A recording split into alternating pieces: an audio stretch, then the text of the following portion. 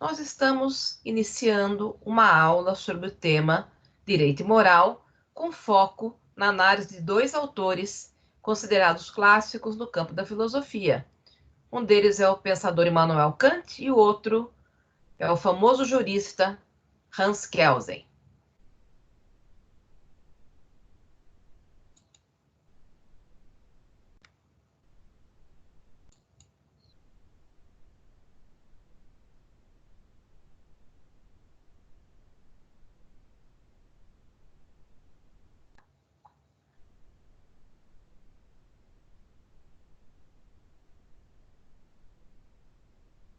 Bom, para ilustrar essa questão filosófica, nós iniciamos a exposição com uma música de um compositor bastante consagrado na nossa cultura brasileira, Chico Buarque. Ele tem uma música muito bem humorada, intitulada O Casamento dos Pequenos Burgueses. Para descobrimentos, eu acho que vocês formam um lindo casal. Ele faz o doido correto e ela faz o quase de variação. Vive sobre o mesmo teto, até que a casa caia, até que a casa caia. Ele é o empregado discreto, Ela engola o seu colarinho. Vive sobre o mesmo teto, até explodir o ninho, até explodir o ninho. ele faz o macho inquieto, E ela faz crianças de monte. Vive sobre o mesmo teto, até secar a fonte, até secar a fonte. ele é o funcionário completo, E ela tenta fazer suspiros. Vive sobre o mesmo teto, até trocar os tiros, até trocar os tiros. E ela diz que não sabe os filhos. Vive sobre o mesmo teto, até casar os filhos, até casar os filhos. ele fala em se amuleto, E ela sonha com felicidade. Vive sobre o mesmo teto, até que alguém decida, até que alguém decida. ele tem um velho projeto, E ela tem um monte de senhas. Vive sobre o mesmo teto, até o fim dos dias, até o fim dos dias. ele às vezes é de macaco, E ela só se despe no chão. Vive sobre o mesmo teto, até o breve futuro, até o breve futuro. Ela esquenta a papa do neto. e ele quase que fez fortuna. Viver sobre o mesmo teto. Até que ela surda, até que ela surda, até que ela surda, até que ela surda.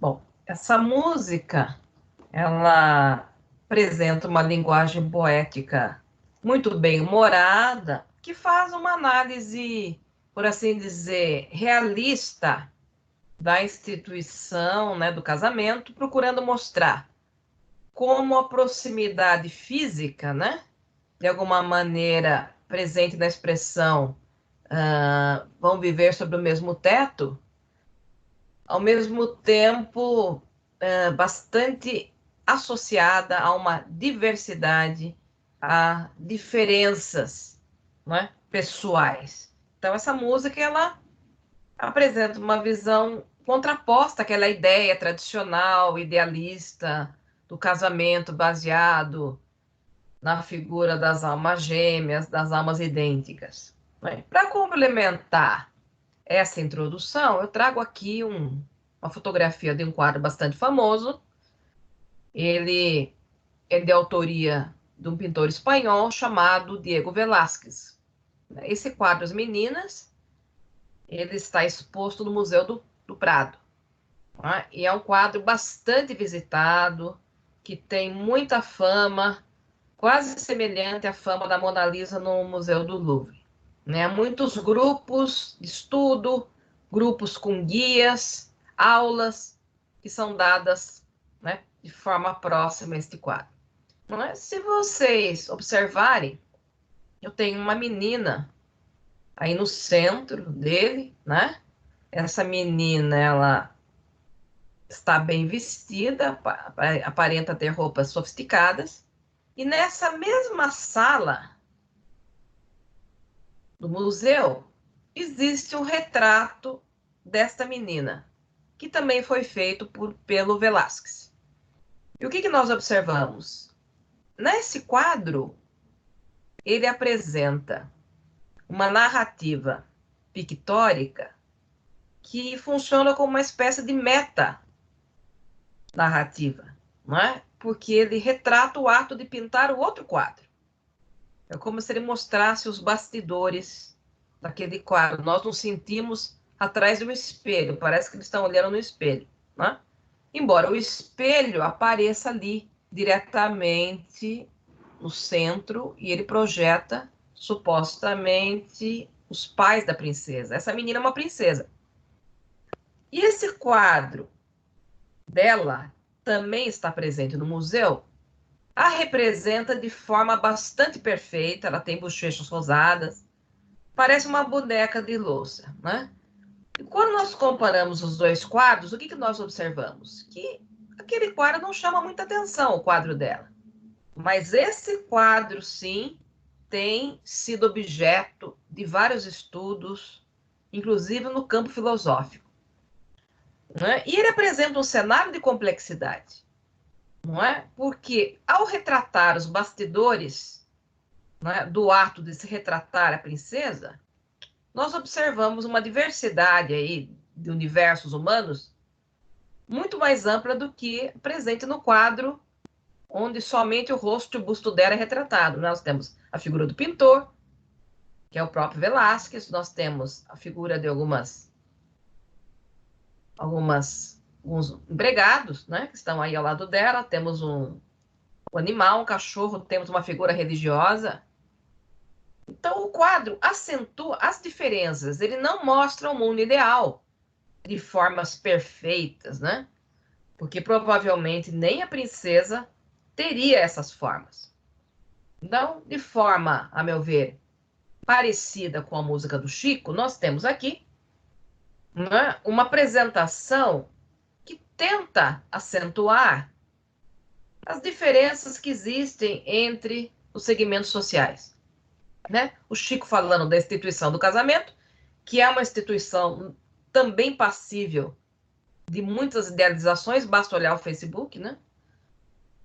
As idealizações não saíram de moda, tem pessoas que professam até hoje páginas e páginas de afirmação das almas gêmeas. E a música vai mostrar uma coisa um pouco diferente, embora eles fiquem juntos por muito tempo, né? Porque no final até a expressão netos aparece, essa coexistência ela vai resultar não em uma identidade, mas no embate de diferenças, né? E a mesma coisa aparece aqui nesse quadro de Velázquez. Então, não perca a oportunidade de ver esse quadro se vocês tiverem oportunidade. A fotografia que eu anexei essa apresentação não faz jus, obviamente, a toda a grandiosidade do quadro. Mas, para nós, é uma referência. Não é, pessoal? Então, veja bem. Não é? Entender o espírito que está presente nessa música e nessa obra é importante para que a gente possa entrar nessa discussão filosófica. Não é? Porque, no fundo, a discussão filosófica que se estabelece entre Kant e Kelsen em torno do tema moralidade e em torno do tema qual a relação que existe entre direito e moral, ela pressupõe esta percepção. Não é? Porque o que está em jogo aqui? Uma certa discussão filosófica em torno do que seria moralidade, para que posteriormente nós possamos relacioná-la ao direito. Então, uma questão filosófica que surge, que a gente vai tentar equacionar aqui a partir da análise desses dois pensadores. Como foi possível conceber a moralidade? Teria ela um viés mais idealista? Seria ela, digamos assim, a representação de uma referência normativa boa? Ou a moralidade seria algo ligado à diversidade, às diferenças, e haveria dúvida sobre sua qualidade, se ela seria sempre boa, né? Bom, uma coisa importante ser destacada, né? Esses dois autores têm, nas suas diversas características, eles têm possibilidade de serem mal lidos, não é? Esse tema é um dos temas muito mal compreendidos dentro do pensamento desses autores. Então, nesta aula, nós vamos procurar indicar alguns pontos que vocês devem prestar muita atenção, né? Porque a cultura que a gente vive hoje é a cultura dos estudos indiretos, né? Então, alguém faz um resumo de um autor, alguém estuda esse resumo, cria um outro resumo, alguém, em cima desse resumo, faz outro. Então, isso acaba gerando, às vezes, um distanciamento, não é, do contato com o texto dos autores. E esse distanciamento não só indica um alargamento da interpretação do pensamento, mas às vezes não é nem interpretação. Algumas pessoas reescrevem os autores, né? Totalmente. Então, esse é um dos temas que não tem um tratamento, a meu ver, muitas vezes sólido. Então, eu vou procurar indicar para vocês os principais pontos que podem gerar uma visão enganosa ou inadequada. Não é? Existem muitas semelhanças, algumas semelhanças, entre o pensamento de Kelsen e Kant, no campo da teoria do conhecimento. Porque quando Kelsen fala que é a ciência jurídica que teria a capacidade de, analisando ou descrevendo logicamente o direito, organizado como sistema, nós partimos exatamente de uma visão kantiana, ligada à teoria do conhecimento, que vai dizer o seguinte: bom, o objeto, o fenômeno que eu estudo, ele não tem, digamos assim, um formato sem que eu tenha previamente dado as estruturas de raciocínio que ajudam a entender esse objeto, né? Então, a mente humana, quando estuda um objeto, dá a ele um acabamento que sozinho ele não conseguiria, de alguma forma, exibir. Não é? Quando nós falamos, então, em ordenamento, ordem escalonada, não, essa ordem não existe na realidade. A ciência jurídica, na perspectiva do Kelsen, é que vai percebendo as relações de validade, o sentido objetivo das normas e vai mostrando a possibilidade da gente pensar o direito como sistema. Mas não quer dizer que ele, por si só, seja um sistema. Então, essa é uma ideia kantiana, né? A relação entre o sujeito que conhece o objeto. Então, o sujeito que conhece, ele contribui para a construção daquele objeto. Essa é uma ideia kantiana. Tudo bem. Mas com relação ao tema da moralidade, há uma divergência radical entre esses dois autores. Né? E, eventualmente, o próprio tema da moralidade, ele é visto, muitas vezes, de maneira inapropriada. Bom, Kant é considerado, digamos assim, o principal expoente filosófico defensor do chamado universalismo moral. Realmente, não se tem conhecimento de um outro autor que tenha construído um modelo filosófico tão sólido como esse. Não é, pessoal? É um modelo idealista? É. É um modelo ligado ao pensamento iluminista? Sim. Mas muito bem desenvolvido. Não é? Então, isso torna o estudo do pensamento dele agradável, interessante, mesmo que a gente não compartilhe desta visão idealista. Não é? Porque a visão idealista ela incomoda quando ela é mal desenvolvida. Né? Quando ela é mal desenvolvida, ela nos provoca até um certo incômodo, porque parece que tudo aquilo que é dito não tem a menor correspondência com a realidade, então é uma perda de tempo nós estudarmos. Bom, primeiro ponto que normalmente é percebido com algum equívoco, né?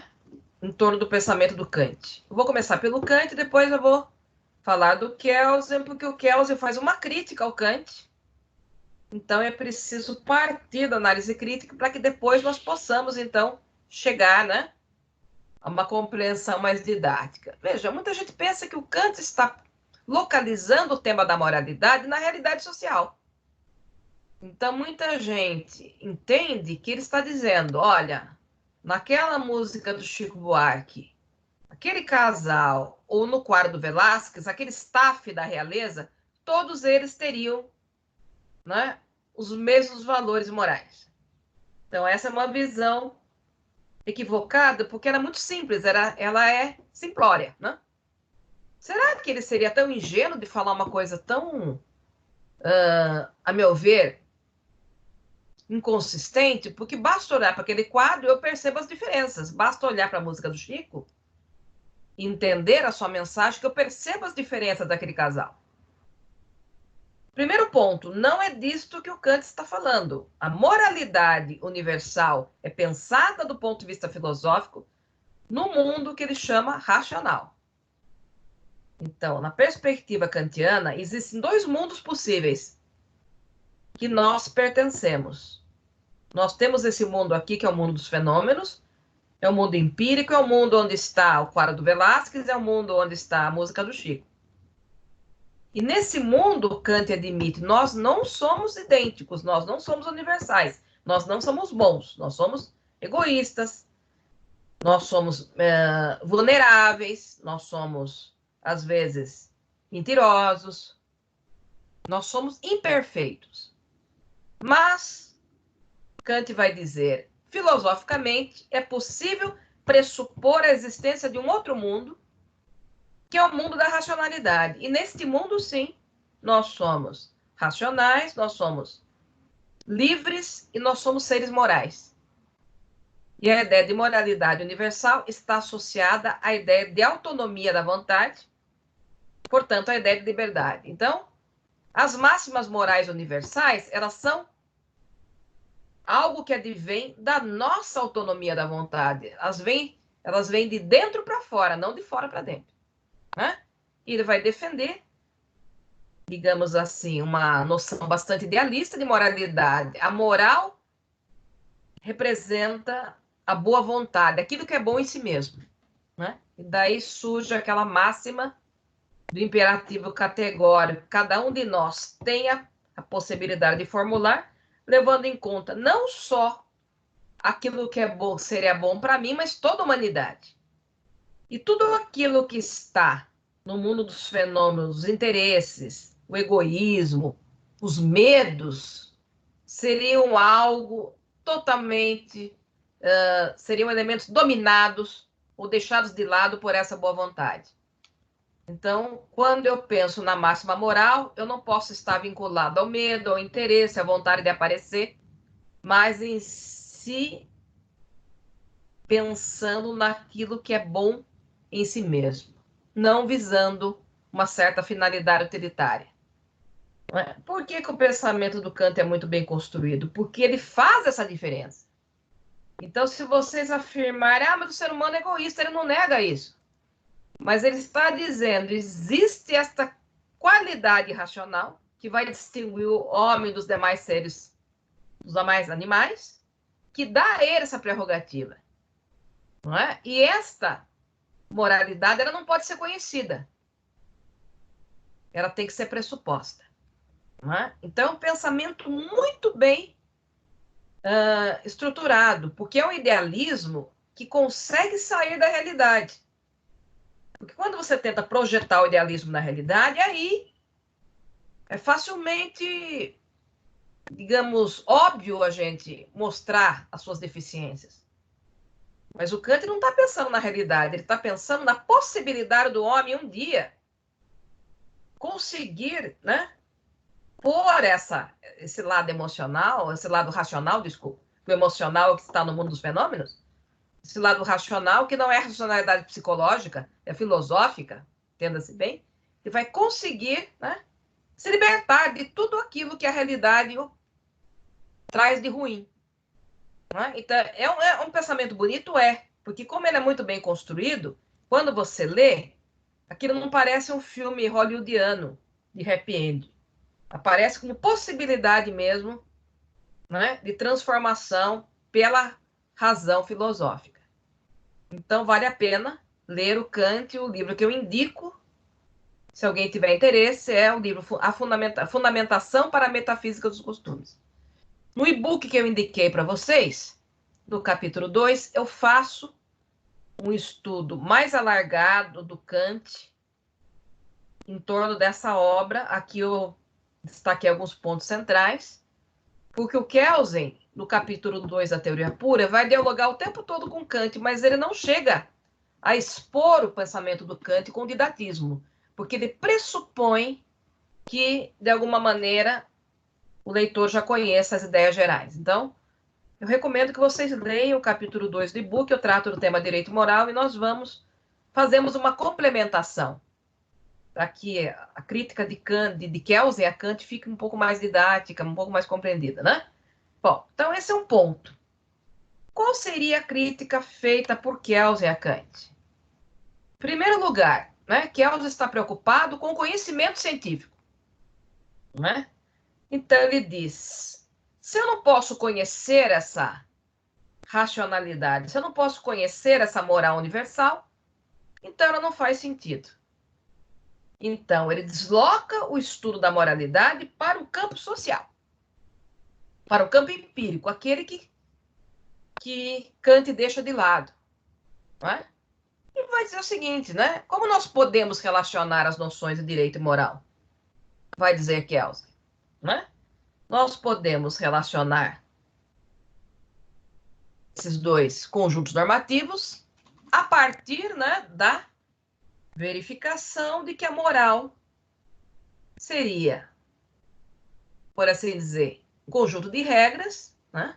Kelsen não nega a existência da moral. Esse é um ponto também muito mal compreendido dentro do pensamento dele. Se muitos projetam a visão universalista de Kant na sociedade, e aí ela se torna, digamos assim, inócua, qualquer um consegue observar as diferenças morais, né, na sociedade, muitos pensam, em contrapartida, que Kelsen nega a existência da moral. Não. Ele reconhece que a moral é um conjunto de normas, só que a moral ela não é, digamos assim, posta pelo Estado, né? Diz o Kelsen, normalmente a moral é criada pelo costume ou pela elaboração consciente de um grupo. Então, interessa para Kelsen pensar a moral no campo social. E vai dizer Kelsen, a moral no campo social ela é positiva, ou seja, ela é algo que existe concretamente e que, portanto, poderia ser estudado cientificamente. Então, o que vai dizer Kelsen? É possível pensar no estudo científico da moral social. Não é o que ele faz na teoria pura, porque ele privilegia o estudo científico, né, do direito. Mas seria possível pensar num estudo científico desta moral, não da moral kantiana. Né? Bom, quando nós trabalhamos, né, aquela apresentação geral do pensamento do Kelsen, nós vimos que ele admite, obviamente, não teria como não admitir, a existência de vários tipos de normas na sociedade, e todas elas teriam, por assim dizer, o que ele chama de sentido subjetivo, né? Que advém da vontade, seja individual ou coletiva. Né? O dever ser, vai dizer Kelsen, surge da vontade. Ao contrário do ser, né? Que diz respeito aos fatos. O dever ser é uma incidência da vontade sobre o ser. Né? Mas para que eu tenha uma norma jurídica, é preciso que, além do sentido subjetivo, né, que toda norma tem, apareça um outro que se agrega a ele, que é o sentido objetivo, que não é dado pela realidade, não é dado pela vontade, mas é dado por outra norma. Então, o Kelsen começa a estruturar o conhecimento jurídico a partir dessas dimensões formais. O que nós vimos é nela que o Kelsen vê a possibilidade da ciência prosperar. Não propriamente no conteúdo das normas, mas nessas relações estruturais. Né? Então, uma norma, para ter validade, para existir juridicamente, ela tem que estar respaldada em outra norma. Né? Nessa perspectiva, o que nós observamos? Né? A moral é um conjunto de regras, de normas que regem o comportamento social. Só que, na visão kelseniana, nós temos que estabelecer, do ponto de vista científico, alguma distinção entre o direito e essas normas. Né? Então, o direito estaria ligado a esta possibilidade de objetivação, né? A moral, ela estaria no campo da subjetividade, daquilo que é diferente. Então, essa característica vai, de alguma forma, estar ligada a uma ideia que ele vai desenvolver, né? O capítulo 2 da Teoria Pura, onde ele expõe esse tema, é um capítulo bem pequenininho, porque, na verdade, a moral não pode fazer parte da ciência, mas Kelsen acaba falando dela na Teoria Pura, assim como o tema da eficácia não pode fazer parte, mas acaba sendo condição de manutenção, né, da validade da norma. O tema da moral também é tratado de forma assim breve, mas eu diria a relevância. Não é? Então, ele cita como exemplo de distinção a coação. Né? Então, se a coação jurídica pode ser vista como uma coação socialmente organizada, e por que isso é possível? Graças a essa objetivação do sentido da norma, né? Então, o que é a coação organizada? Aquela instituída pela ordem escalonada, né? Então, ela é ligada ao sentido objetivo das normas. Existe quase que uma coação objetiva, uma coação jurídica. Enquanto que a moral, embora tenha na sua base normativa também elementos coativos, ela não se vale, não pode se valer dessa estrutura objetiva, ou seja, não existe uma sanção moral, na opinião do Kelsen, né, socialmente organizada. Normalmente as sanções morais, diz ele, estão presentes na aprovação ou reprovação difusa do grupo, mas não compõem, digamos assim, um todo burocrático, né? Eu diria institucionalizado através do sentido objetivo das normas. Então, existe um elemento de coação muito mais difuso, muito mais espalhado, talvez não tão explícito do ponto de vista moral, né? Porque às vezes a reprovação difusa, ela pode nem se dar de forma ostensiva, às vezes ela se dá de forma ostensiva, até violenta, mas às vezes o comportamento social é mais no sentido de isolar, de ignorar, de fazer de conta que aquela pessoa não existe, né? Como a gente vem trabalhando com material artístico, existem muitos filmes que mostram esse tipo de situação, tá? Bom, pessoal, então com base nessa introdução, nós conseguimos chegar ao núcleo da reflexão do Kelsen, né? Onde será que o Kelsen quer chegar com esta abordagem introdutória? Bom, ele vai chegar aqui a um ponto de divergência filosófico muito claro com o pensamento de Kant. Como ele localiza a moral como conjunto de normas que regem a sociedade e não como máximas, né, que compõem o mundo racional, o que ele vai dizer? Do ponto de vista filosófico, não existe a moral absoluta. O que domina é o que ele vai chamar de moral relativa. Então, aqui nós conseguimos equacionar essa divergência filosófica que existe entre eles, que vai ter consequências também no entendimento do direito. Não é? Do ponto de vista kantiano, veja bem, embora essa reflexão seja mais desenvolvida por estudiosos do pensamento de Kant, Kant não falou muito sobre o direito, mas alguns estudiosos de Kant mostram a possibilidade de nós, a partir dessa ideia universal de moral absoluta, construirmos uma visão justnaturalista de direito. E como é que ficaria essa visão justnaturalista? Né? Nós partiríamos dessa ideia filosófica da moral autônoma, a moral autônoma e livre do homem racional. Então, vamos tomar como exemplo a máxima, não matar. Essa máxima, na sociedade, no mundo dos fenômenos, geraria o dever jurídico de não matar, porque o direito, ele seria aquele conjunto normativo presente na sociedade de forma heterônima, ou seja, de fora para dentro, porque a autonomia, ela indica a norma moral criada de dentro para fora, sou eu que crio a minha razão, né? E a heteronomia seria algo de fora para dentro. Mas a norma jurídica heterônima, ela se fundamentaria na moral universal. Então, nós teríamos aqui uma situação ideal de legitimidade, na visão kantiana. Porque aquilo que é ilícito seria também considerado imoral. Então, praticamente não existiria problemas de obediência, ou de desobediência, ou de eficácia da norma. Né? Porque haveria um ajuste entre a licitude, a moralidade, a ilicitude e a imoralidade. E o ponto de partida seria a moral. E depois chegaria o direito. O direito, ele apareceria para punir os comportamentos, punir juridicamente aqueles que atentassem contra essas máximas morais. E aí sim você poderia dizer, então, seria possível justificar ou fundar a validade do direito na moral. Né?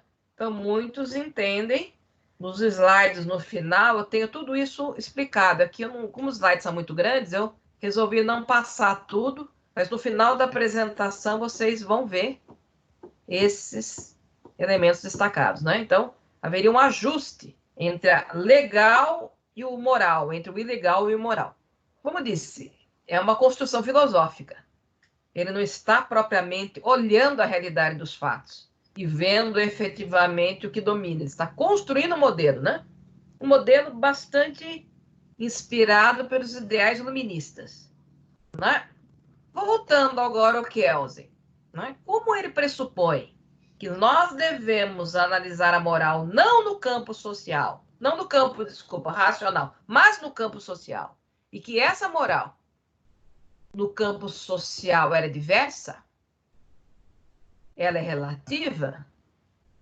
Veja, se ela é relativa, aquilo que os homens consideram certo, errado, justo e injusto, varia de um contexto social para outro, varia dentro do próprio segmento social. Né? Então, vai dizer Kelsen, eu digo, né, com base no pensamento do Kelsen, para ele há uma grande diversidade do que os homens efetivamente consideram como bom, como mal, justo e injusto, em diferentes épocas, em diferentes lugares. Né? Então, tendo em vista esta premissa filosófica, como é que vai ficar a relação de direito moral para Kelsen? Né? Veja, ele está o tempo todo dialogando com Kant, porque ele está o tempo todo se contrapondo a Kant. E só faz sentido entender o capítulo 2 se você perceber essa premissa, embora ele não se dedique a expor com profundidade o pensamento do Kant. O que vai dizer Kelsen? Partindo do pressuposto que a moral social é relativa, obviamente que eu não posso, como cientista, fundar a validade do direito na moral. Porque se era relativa, eu teria uma total relativização do que seria o direito. Não é? Então, vai dizer o Kelsen, a necessidade de legitimação do direito por uma ordem moral é irrelevante do ponto de vista da ciência. Então, a validade das normas não pode depender do fato delas corresponderem à ordem moral. Então, ele diz, os sistemas jurídicos são dinâmicos, significa o quê? Que os conteúdos são variáveis. E não estáticos. A visão estática do sistema estaria próxima exatamente à visão kantiana, né? Eu teria máximas universais de conteúdo que eu não poderia modificar. A ideia de sistema dinâmico pressupõe uma constante atualização com os novos sentidos, né, de justiça ou de moralidade que vão surgindo na realidade. Mas entenda o seguinte, Kelsen não está negando que, eventualmente, essa moral social, ou até certa dominância, não é? Porque a moral universal, do ponto de vista dele, não existe. Mas é óbvio que nós podemos aqui perceber a existência de algumas dominâncias morais. Toda sociedade tem suas dominâncias morais. Não é? Elas podem influenciar o conteúdo das normas, e de fato influenciam, eventualmente. Mas isso não é suficiente para que eu possa chegar a fundar a validade dessas normas na moral. Porque elas podem ser dominantes, mas vão existir sempre sentidos morais divergentes. Né? Se eu tomar como exemplo essa discussão aí contemporânea, esse regramento jurídico dos estados que instituía a quarentena. Né? Existem pessoas moralmente comprometidas com essa quarentena, não só por medo da doença, né, do coronavírus, mas porque moralmente elas entendem que é um compromisso de solidariedade comum de se evitar o contágio. Eu vi muita gente já expor esse sentido moral. Não é só medo. Em contrapartida, né, você tem uma polêmica hoje que projeta questões econômicas. Né? Como é que ficam as questões econômicas? Elas seriam mais importantes do que as de saúde? Então, existem pessoas que defendem, tudo bem, até por uma emergência econômica, o fim dessa quarentena, mas existem pessoas que moralmente nunca se sentiram obrigadas a essa quarentena. E acho que é muito exagero, acho que a mídia está construindo uma realidade, né? Elas não acham, não se sentem moralmente vinculadas a essa norma. Né? Então, na perspectiva kelseniana, se eu tentar fundar a validade dessas normas da moral, qual a situação que eu vou encontrar? A quarentena só valeria para aquelas pessoas que se sentem moralmente acolhidas por ela. Ela não valeria para quem não se sente acolhido por ela. Então, existiriam normas válidas para alguns e inválidas para outros, né? Para Kelsen, isso não faz sentido lógico. Então, ele vai dizer, bom, a ciência ela tem que dar mecanismo de organização, não de... Na visão dele de ciência, né? Eu tenho que organizar. Eu tenho que dar ferramentas que me permitam pensar a ordem como ordem jurídica, não a desordem. Então, é isso que leva Kelsen a dizer, né? Esta visão filosófica relativa, que nós não podemos, né, identificar uma coisa com a outra, ainda que o conteúdo influencie. Eu acho que é uma dominância, não só no Brasil, mas mundial, de você combater esse coronavírus, colocando até a economia em segundo plano. Isso está proposto, né? Mas não quer dizer que isso seja suficiente para validar essa norma. Não é? Porque ela deve permanecer válida, ainda que algumas pessoas não se sintam acolhidas moralmente por ela. Né? Então, vai dizer que uma ordem jurídica pode ser válida, ainda que contrarie a ordem moral. E aqui surge uma questão interessante. Como Kelsen pensa a ideia de dever jurídico? Né? Bom, ele pensa na moral social, ele pensa no direito positivo, esse que nós efetivamente conhecemos, né? Então, como é que surgiriam os deveres jurídicos? Se nós estivéssemos pensando na visão kantiana, a ideia de dever jurídico seria nada mais nada menos do que a expressão do dever moral, traduzida na heteronomia da norma jurídica, né? Dever moral de respeito à vida, dever jurídico de respeito à vida. As proibições surgiriam para aqueles que atentassem a esse dever jurídico. Então, eu parto da moral, crio o dever jurídico, depois eu proíbo. Kelsen vai inverter totalmente esse raciocínio, porque se a moral é relativa, por exemplo, afirmar que existe o dever de não matar, também é algo difícil de nós conquistarmos. Né? Então, onde está o dever jurídico para Kelsen? De novo, numa análise estrutural, que eu posso identificar a partir do exame do enunciado normativo relacionado a uma norma válida, ou seja, que tem um sentido objetivo. Então, é a partir da incidência da sanção dentro de uma norma válida a certos comportamentos que eu identifico. Em primeiro lugar, vai dizer Kelsen, quais são as condutas ilícitas, porque elas viriam em primeiro lugar. Depois eu perceberia quais são as condutas lícitas por uma inferência lógica. As lícitas podem ser as autorizadas, as permitidas ou as devidas.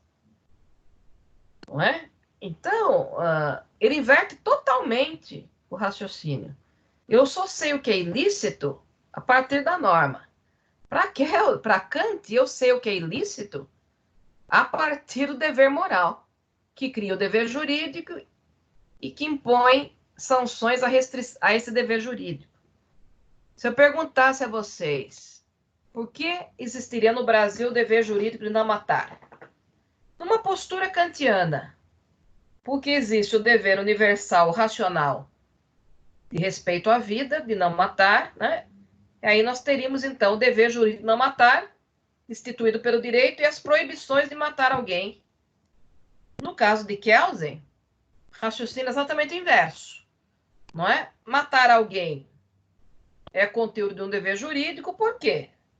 A conduta contrária, que seria a conduta de matar alguém, aparece numa norma válida, né? Isso tem que ser levado em conta uma norma válida, como pressuposto de imputação de uma sanção.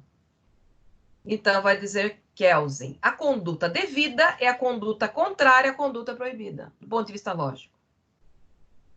Agora, todas as condutas proibidas pelo direito, a partir dessa análise lógica, são consideradas imorais? Aí depende do exame de cada sociedade, do exame de grupos particulares dentro de cada sociedade. Então, qual a conclusão que Kelsen chega? Né? Essa frase aqui eu extraí diretamente do texto dele. Né? Uma ordem jurídica pode ser válida e corresponder às concepções morais de um determinado grupo e, ao mesmo tempo, contrariar as concepções morais de outro grupo social. Aquilo que é moralmente justificável está em contínua mutação. Algo considerado imoral no passado pode ser considerado moral hoje e vice-versa. O direito também muda, obviamente. Não é? Ele também acompanha essas mudanças, mais o que o Kelsen está tentando mostrar. Eu não consigo fazer essa identificação de fundamento de maneira precisa, porque aí eu teria uma relativização, né, da própria validade das normas. Tá? Então, aqui nós temos um material bastante interessante para reflexão. Né? Esse é um grande tema da filosofia do direito, é um grande tema que aparece no universo das artes, quando elas falam sobre o direito. E dentro do nosso cenário de análise de filmes, que a gente vai começar a fazer agora, pessoal, esse é um tema extraordinário. Né? Então, quando nós analisamos os filmes, o que nós percebemos? Que, no fundo, aquele tema da eficácia social que nós trabalhamos na última aula, ele reaparece aqui. É possível fazer uma conexão. Tudo bem, a eficácia social nunca vai ser fundamento de validade. Tá? A moral relativa nunca vai ser fundamento de validade. Mas, evidentemente, essa moral social, mesmo que subjetiva, mesmo que relativa, ela movimenta, numa situação muito complexa, a eficácia das normas. Não é? Porque muitas vezes o problema da eficácia tem como base exatamente uma divergência moral que começa a se consolidar na sociedade. Né? Então, essa divergência moral, ela vai se alargando, se restringindo.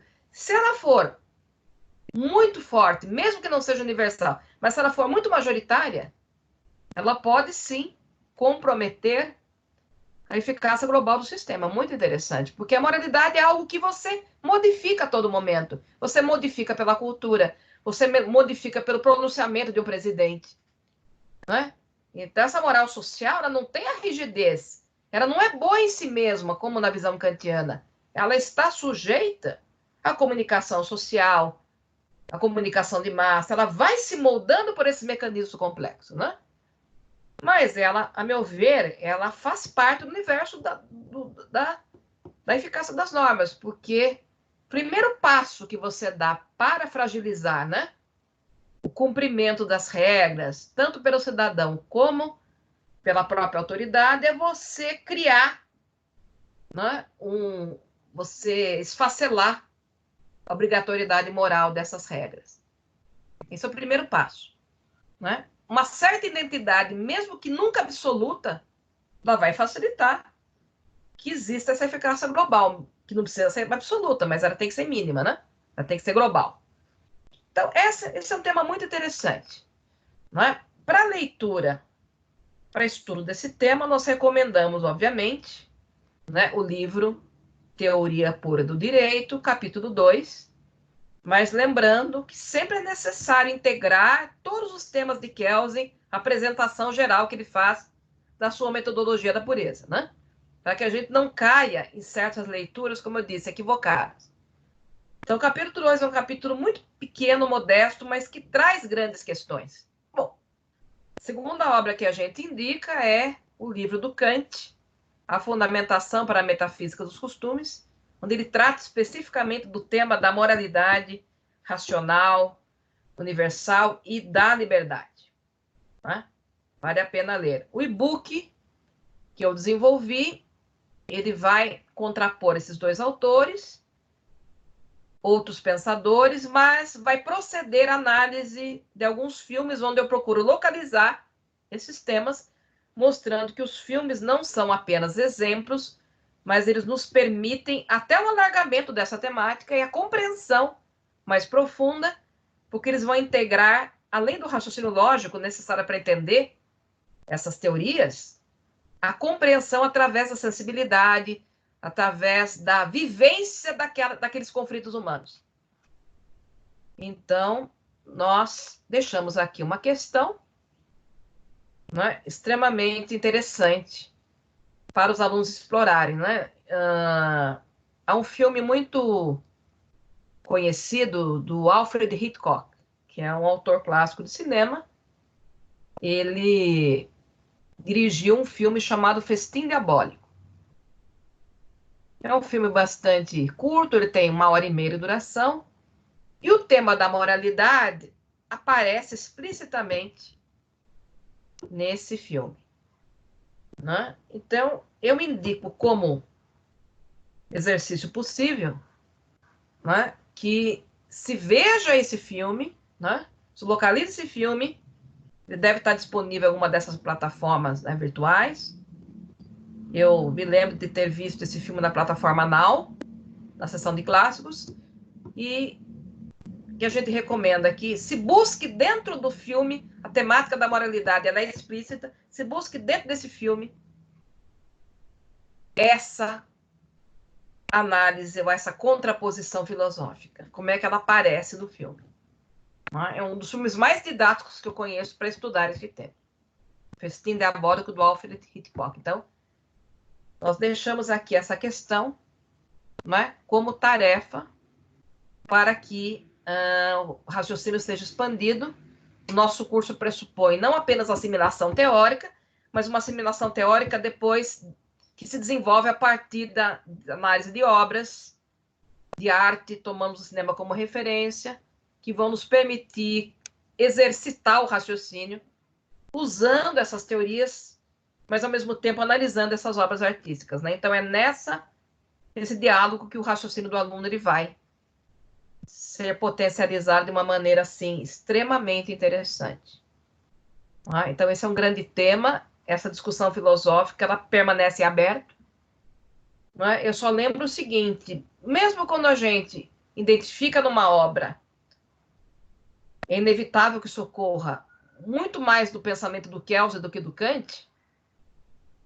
É importante lembrar que o pensamento do Kant vai ser sempre o contraponto, porque se você fala em relativismo, você está pensando em algo distinto de alguma coisa, que seria o quê? Universalismo. Então, de certa maneira, você está sempre trabalhando com os dois.